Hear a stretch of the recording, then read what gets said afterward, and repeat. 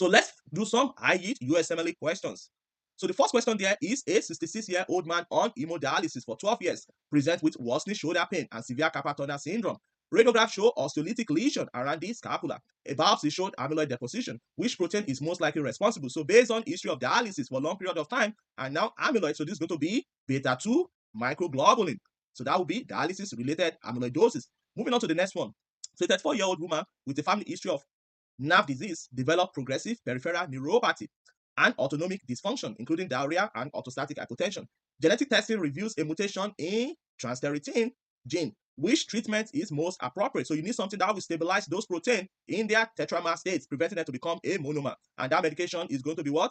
Tafamidis. Very good. Moving on to the next question.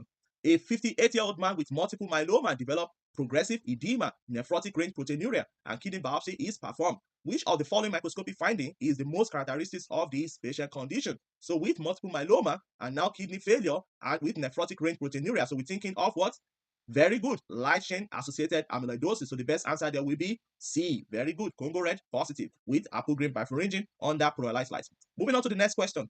A 72-year-old man presents with progressive dyspnea on exertion and a lower extremity edema. He has no significant past medical history. EKG shows low voltage QRS complexes despite a thick left ventricular wall. So he has a very thick ventricular wall and a low voltage. So this is suggestive of restrictive cardiomyopathy, because if this is supposed to be high voltage with very thick left ventricular wall, then that will be hypertrophy cardiomyopathy. So the cardiac MRI reveals diffuse subendocardial late gadolinium enhancement and no nephrotic syndrome, no neuropathy is present. So this patient have isolated cardiac amyloidosis. So myocardial biopsy shows Congo red positive deposits, and the gene testing is negative for the TTR mutation. Which type of amyloid is responsible for this? So this is going to be the white type. Remember we spoke about it, that's one that's more common in elderly. We also call it senile amyloidosis. So the best answer there will be B, which is ATTR white type. And moving on to the last question. A 55-year-old woman with chronic osteomyelitis due to poorly managed diabetes presents with progressive lower extremity edema. So there's a chronic inflammation, which is chronic osteomyelitis. Lab show serum creatinine of 2.1, urine analysis show 4 plus protein, and ESR is markedly elevated.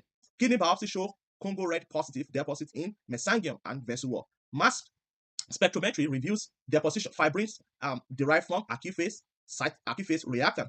Which change most likely preceded the development of this patient amyloidosis? So with this chronic osteomyelitis, right, now, like we mentioned, with chronic inflammation, right, so there's release of acute phase cytokine, which stimulate the liver to make acute phase reactant, and that acute phase reactant is serum amyloid. So the best answer there will be C. So elevated serum amyloid level due to chronic inflammation. So we've come to the end of today's lecture. Please don't forget to like, subscribe, and follow us on our social media platform and share with your friends. And I will see you guys in the next lecture.